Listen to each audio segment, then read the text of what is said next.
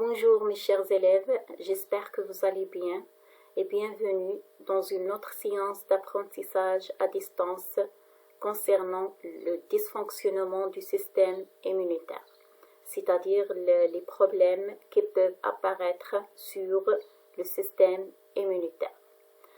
Alors, notre corps est perpétuellement confronté à des ennemis extérieurs comme par exemple des microbes, des virus et des bactéries.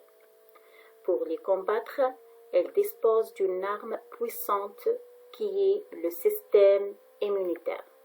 Mais chez certaines personnes, ce système immunitaire peut présenter des dysfonctionnements, c'est-à-dire défaillances ou dérèglements. Dans ce cas, certaines réponses immunitaires ont des conséquences pathologiques pour l'organisme. Alors, on distingue deux types de dysfonctionnement. Dysfonctionnement par excès, c'est une réponse supérieure à la normale, c'est le cas des allergies, hassasiyya, et dysfonctionnement par défaut, c'est-à-dire il y a une insuffisance de la réponse immunitaire. L'exemple ici, c'est le sida. Syndrome d'immunodéficience acquise. C'est une infection sexuellement transmissible. Alors, quelles sont les causes de ces dysfonctionnements? Quelles sont leurs conséquences sur le système immunitaire et sur l'organisme? Pour répondre à ces questions, on doit étudier les deux types de dysfonctionnement du système immunitaire. On commence par le premier type, dysfonctionnement par excès. On prend bien sûr l'exemple des allergies. Alors, grand 1, l'allergie, on commence par définition. L'allergie est due à un dysfonctionnement du système immunitaire. C'est une réaction immunitaire spécifique exagérée vis-à-vis d'agents non pathogènes, des allergènes. Alors, dans l'environnement, il y a des éléments qui sont non pathogènes, d'accord?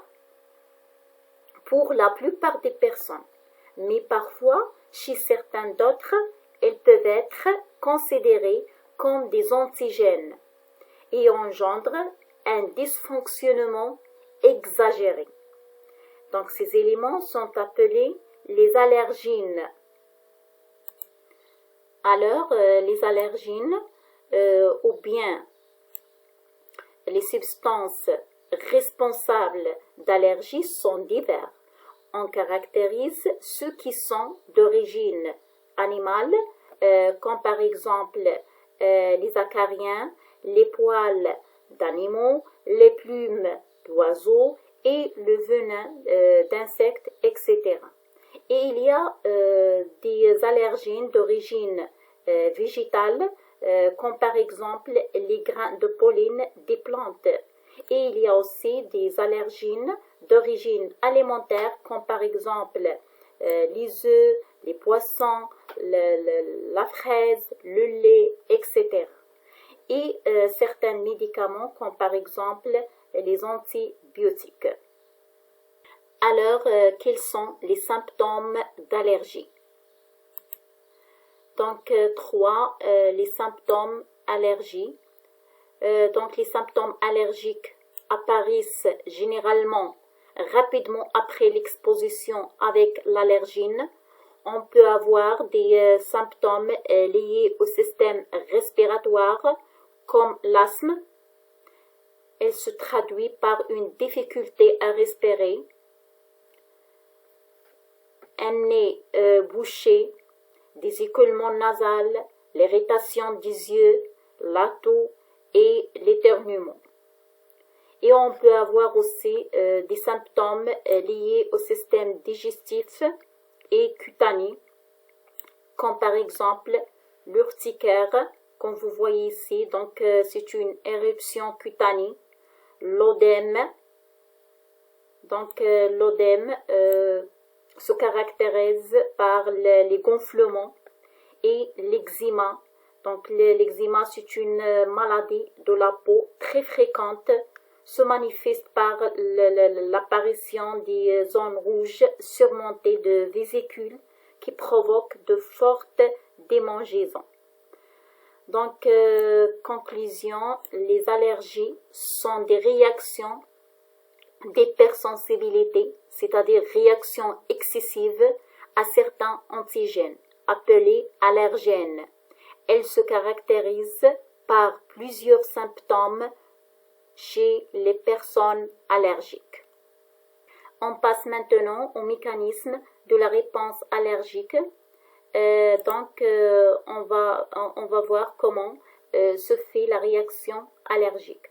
À partir de ce document, on va découvrir ce mécanisme. La réaction immunitaire allergique s'effectue selon deux phases.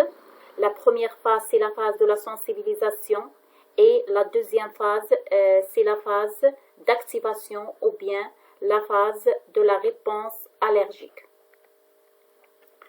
Donc la phase de la sensibilisation, c'est le premier contact avec l'allergène. Donc on prend ici l'exemple des grains de pollen pour mieux comprendre comment se fait cette réaction allergique. Alors, après l'entrée de ces grains de pollen pour la première fois à l'intérieur de l'organisme, des lymphocytes B spécifiques vont reconnaître ces grains de pollen comme des éléments pathogènes. Donc, elles vont se multiplier et se différencier en lymphocytes B mémoire qui vont mémoriser bien sûr l'allergène et en lymphocytes B ou bien plasmocytes sécréteurs d'anticorps spécifiques de type IgE. Donc vous voyez ici, on a la production d'anticorps IgE qui vont se fixer sur la membrane cytoplasmique des cellules immunitaires appelées des cellules mastocytes. Donc vous voyez ici, on a une fixation des anticorps IgE sur les cellules mastocytes. Donc les cellules mastocytes renferment des vésicules ou bien des vacuoles pleines d'histamine et d'autres substances. D'accord? Alors la phase de la sensibilisation se termine ici, c'est-à-dire se termine après la fixation des anticorps IgE sur la membrane cytoplasmique des cellules mastocytes. Donc cette phase se caractérise par l'absence des symptômes allergiques. D'accord? La deuxième phase, c'est-à-dire la phase de la réponse allergique, c'est le deuxième contact avec le même allergène. Donc après l'entrée des grains de pollen pour la deuxième fois à l'intérieur de l'organisme, elles vont se fixer, comme vous voyez ici, sur les sites de fixation des anticorps IgE déjà fixés sur les cellules mastocytes, ce qui déclenche bien sûr la libération ou bien la sécrétion d'histamine et d'autres substances responsables de l'apparition des symptômes allergiques comme par exemple les rhumes, l'éternuement, les larmes aux yeux, etc. D'accord? Donc, l'allergie est un mécanisme à deux phases. La phase de sensibilisation, donc c'est le premier contact avec l'allergène qui se caractérise par l'absence des symptômes. Le système immunitaire intervient par d'abord l'activation des lymphocytes B après pénétration de l'allergène. Donc vous voyez ici, on a pénétration des allergènes, ce qui provoque bien sûr l'activation des lymphocytes B. Donc les lymphocytes B spécifiques se transforment en plasmocytes et sécrètent des anticorps du type IgE spécifiques à l'allergène. Donc vous voyez ici production des anticorps IgE spécifiques à l'allergène. Donc les anticorps IgE se fixent sur les mastocytes qui renferment des vésicules riches en histamine et autres substances. Donc vous voyez ici les cellules mastocytes et la fixation des anticorps IgE sur la membrane cytoplasmique des cellules mastocytes. Donc cette phase se caractérise par l'absence des symptômes. D'accord? On passe maintenant à la deuxième phase, la phase de la réponse allergique. C'est une réaction exagérée et exceptionnelle. Donc, c'est le deuxième contact avec l'allergène. Donc, ce dernier se fixe sur l'anticorps IgE déjà fixé sur les mastocytes. Donc, vous voyez ici la fixation des allergènes par l'anticorps IgE. Donc, ces derniers sécrètent alors les histamines et les autres substances responsables de l'apparition des symptômes de l'allergie. C'est-à-dire, lorsque il y a la fixation des allergènes sur les anticorps IgE, les mastocytes libèrent ou bien sécrètent des substances chimiques et les histamines responsables de l'apparition des symptômes allergiques, comme par exemple l'asthme, l'œdème, l'eczéma, l'inflammation locale, etc. Alors, parfois, les allergies sont difficiles à les détecter. Donc, l'allergologue, c'est le médecin spécialiste des allergies, fait recours à des tests sous-cutanés. Donc, le test cutané consiste à déposer une petite goutte de différentes allergies sur la peau, puis le piquer, comme vous voyez ici au centre de chaque goutte, pour permettre à l'allergène de pénétrer dans la peau. Et après une vingtaine de minutes, l'allergène qui cause l'allergie à une personne présente une inflammation dans la zone de l'injection, comme vous voyez ici. Donc, ce qui permet bien sûr de déterminer ou bien de trouver l'allergène responsable de l'allergie chez cette personne. Donc, le test cutané consiste à injecter sous la peau des doses faibles de divers allergènes.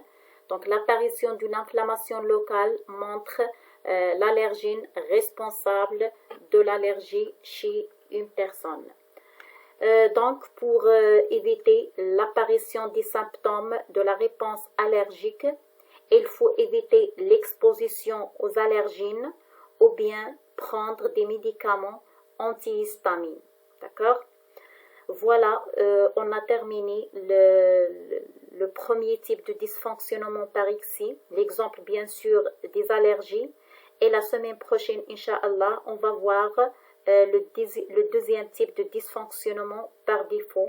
Donc, on va prendre l'exemple de SIDA. Au revoir.